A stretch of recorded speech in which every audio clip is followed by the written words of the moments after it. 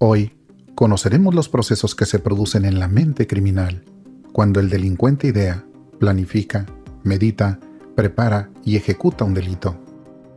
El desarrollo del delito es un concepto que describe las diversas etapas o fases que se producen desde el momento en que alguien comienza a planificar o concebir la idea de cometer un delito hasta que finalmente lo lleva a cabo. Estas fases también son conocidas como iter criminis, que en español significa camino del crimen o camino del delito. Su análisis puede ser útil para comprender la evolución de un delito y prevenirlo en etapas tempranas. Fase interna del delito. La fase interna del delito se refiere a la etapa de planificación o premeditación de la conducta delictiva antes de que se materialicen los hechos. Esta fase es conocida como Interum facti, que se traduce al español como hecho o acto interno. Implica solo pensamientos, intenciones o deseos de cometer un delito, pero aún no se ha concretado en acciones externas.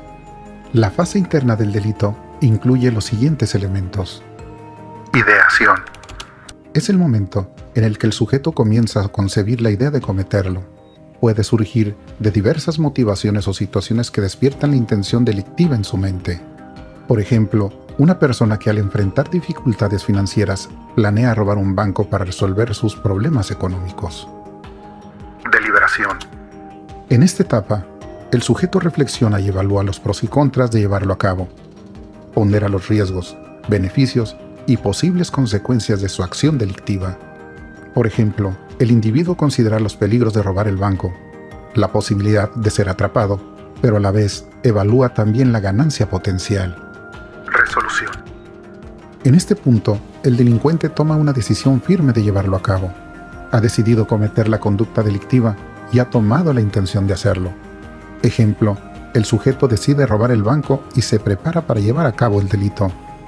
Es importante destacar que esta fase interna del delito generalmente no es punible por sí misma en el sistema legal, puesto que no ha habido una acción externa que infrinja la ley.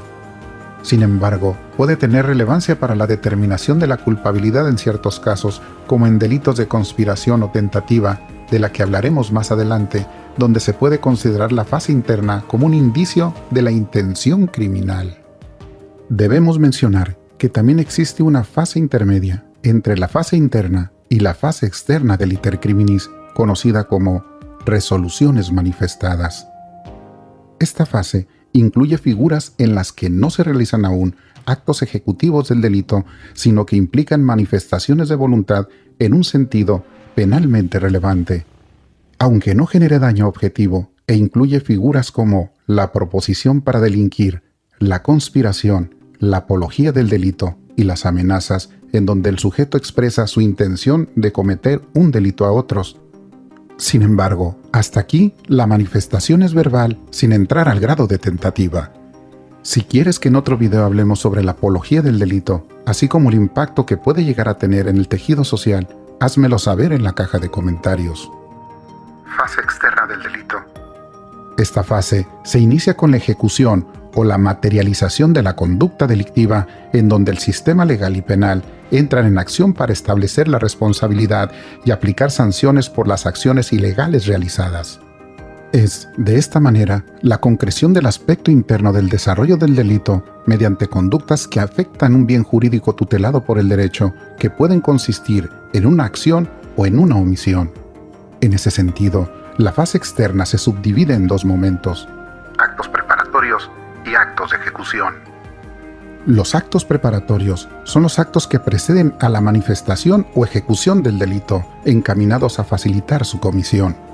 En esta etapa, el delincuente toma acciones para llevarlo a cabo. Estos actos pueden incluir la obtención de herramientas, la identificación de posibles víctimas o la exploración de los lugares en donde se cometerá. Aunque los actos preparatorios pueden ser sospechosos y motivos de vigilancia, generalmente no son punibles por sí mismos. Tenemos como ejemplo el homicida que obtiene los objetos con los que busca privar de la vida. Estudia la ubicación de la víctima antes de cometer el atentado. Los actos de ejecución son aquellos en los que se lleva a cabo la conducta delictiva. Constituyen el daño provocado materialmente, ya sea en la vida, la salud o en el patrimonio del sujeto pasivo. Dicho en otras palabras, son todas las conductas o omisiones que dañan un bien jurídico protegido. Es en esta fase en donde se manifiesta el daño real causado por la conducta delictiva y cuando se establece la base para la responsabilidad penal, así como la aplicación de sanciones del sistema jurídico.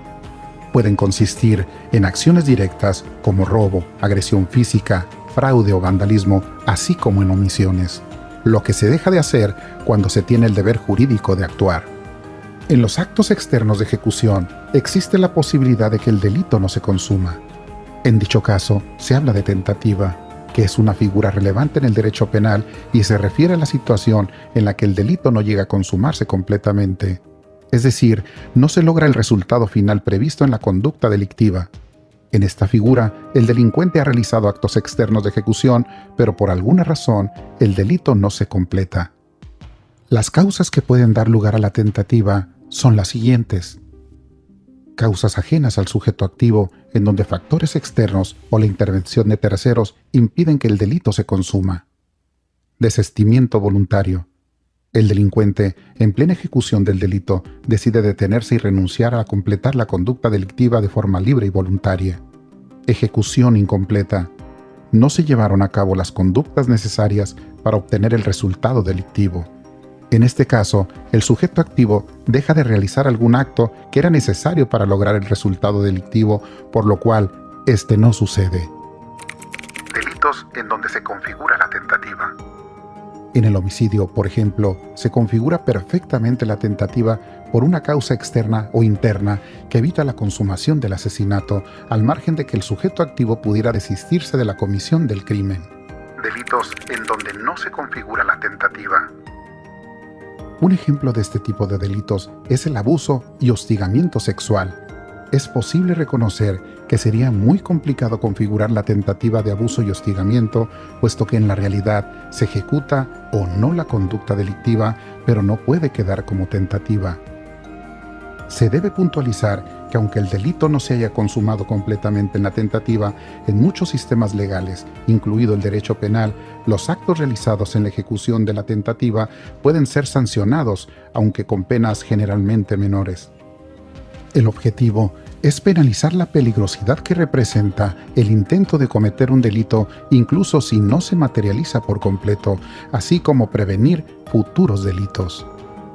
El desarrollo del delito, como ya hemos visto, involucra diversas etapas desde la fase interna de la planificación hasta la fase externa de materialización. Comprender estas fases es esencial para el sistema de justicia, pues permite determinar la responsabilidad penal y aplicar sanciones adecuadas.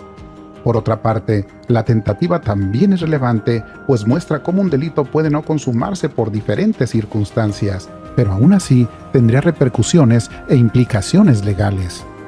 La prevención y el estudio de estas etapas ayudan a abordar el crimen de manera más efectiva para promover la seguridad y justicia, pero también en el combate y abatimiento de la impunidad, otro de los grandes males que afectan a la sociedad mexicana actualmente. No olvides darle like, suscribirte y compartirlo para crear más contenido. Solo aquí, en Tras los Pasos del Crimen, por Crimen ID.